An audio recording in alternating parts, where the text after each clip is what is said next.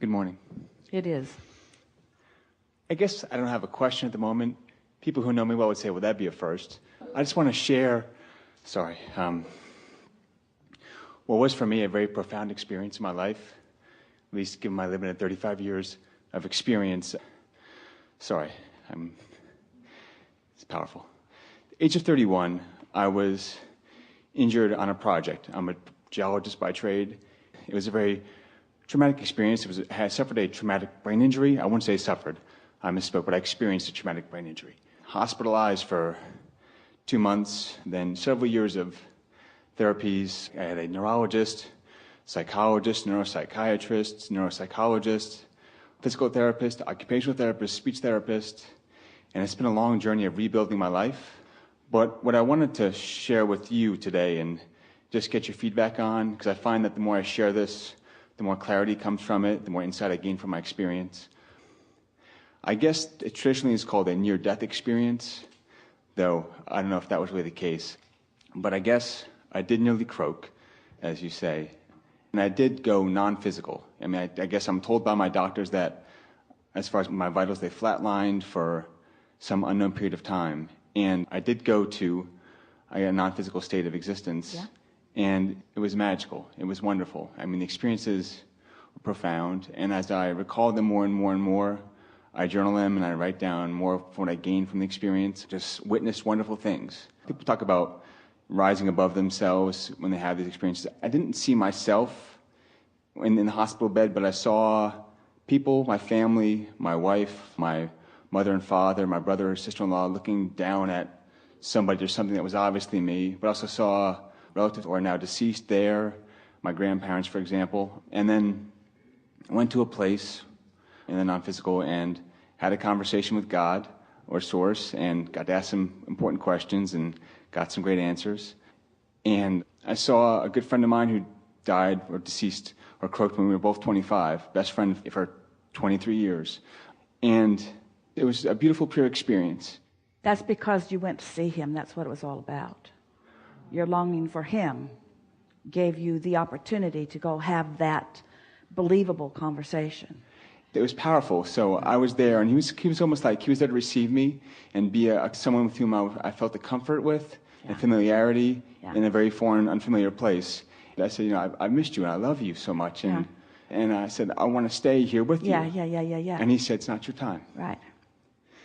And but it was time for a visit. It was. A believable visit. I've gotten since then. So, this is unusual, and this is the circumstances. And then he said, or he's saying now, I really appreciate the trouble you went to. Nice to catch up. You always went the extra mile for me. I hope so. You always went the extra brain injury, occupational therapist, for me. This was another life-changing experience, is that only 3 days before my injury, my wife and we conceived our son.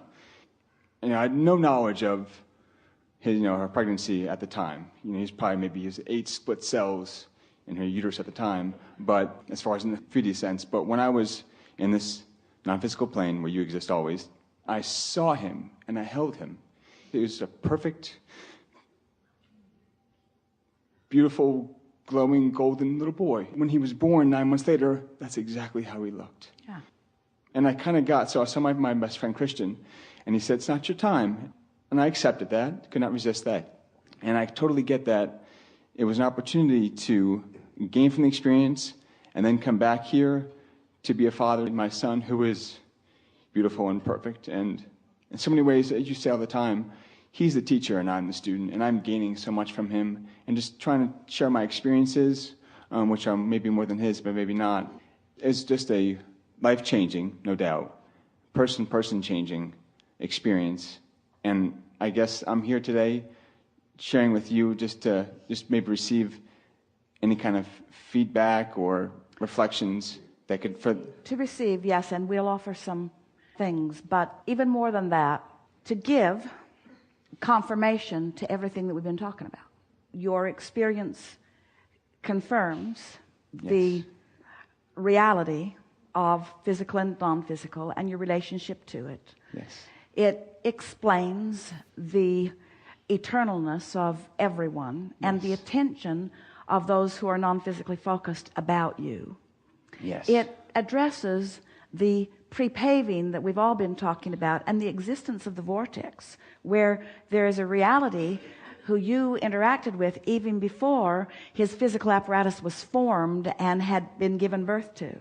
Your experience and your perfect articulation of it explains the relationship between physical and non-physical in perfect explanation.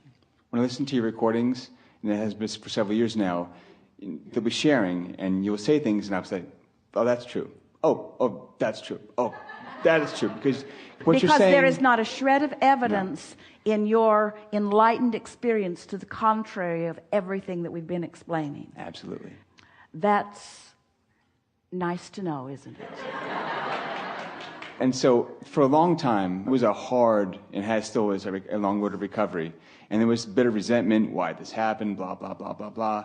But I got to a point where what was so physically traumatic and cognitively traumatic and emotionally traumatic, the experience became nothing but a blessing to my existence in every way, shape, and form. And the peace with that was just profound. Because nothing went wrong. No. Things are always working out for you. Absolutely. And because there was a whole lot in your vortex that was explained through that experience that could have been explained otherwise, but you're always in a hurry about those kinds of things. Yeah, I am. All the time. Impatient.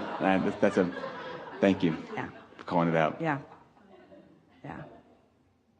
Something more? I have lots, but that's good. It is good. Thank you.